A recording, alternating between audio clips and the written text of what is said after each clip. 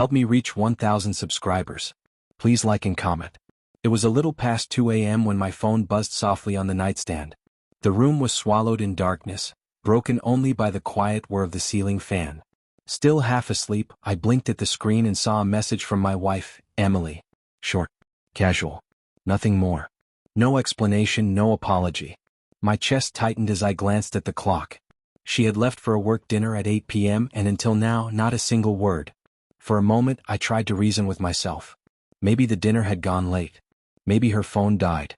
But deep down, an uneasy knot settled in my stomach.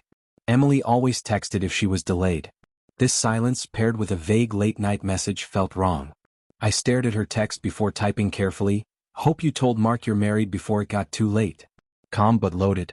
Mark, her coworker, had been mentioned one too many times lately. I sent it. Moments passed. Then the typing bubble flickered on and off. Finally, she replied, "What do you mean?"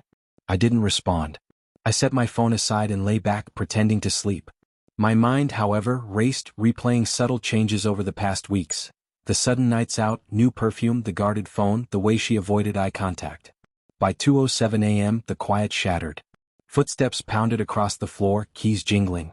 Emily came in, breathless, pale, clearly startled to find me awake. "Why did you send that message?"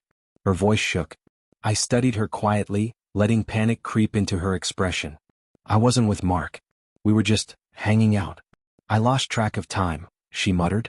I nodded slowly, faking trust, but my eyes searched hers for the truth. "Where exactly?" I asked. "At a coworker's place. We were playing cards," she said, voice faltering, obviously rehearsed. I stayed composed. I had called her office earlier. Her boss confirmed Mark left at 8:20 p.m. She froze, words stuck in her throat. Her hands shook as I walked past her, reaching for her purse. "Check your phone," I said, handing it over. "Your location history has been recording everything." Her eyes went wide. She unlocked the screen, revealing a motel on the outskirts of town. The room grew silent. Tears formed in her eyes. "It's not what it looks like," she whispered.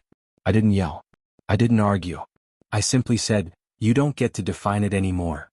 And I walked to the bedroom, closing the door softly behind me.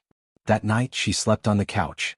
I lay awake, replaying every lie, every cold glance, every gap that had quietly grown between us. The next morning, she tried to speak.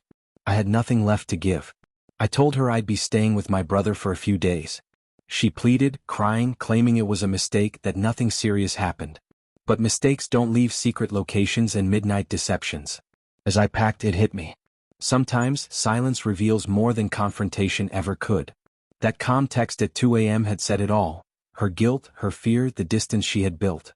By the time I left, she stood in the doorway, tears streaking her face. I didn't look back. At 2 a.m., when she claimed to have lost track of time, I realized I had already lost track of her long ago. No apology, no explanation could undo it. By 2:10 a.m., her panic had confessed more than words ever could.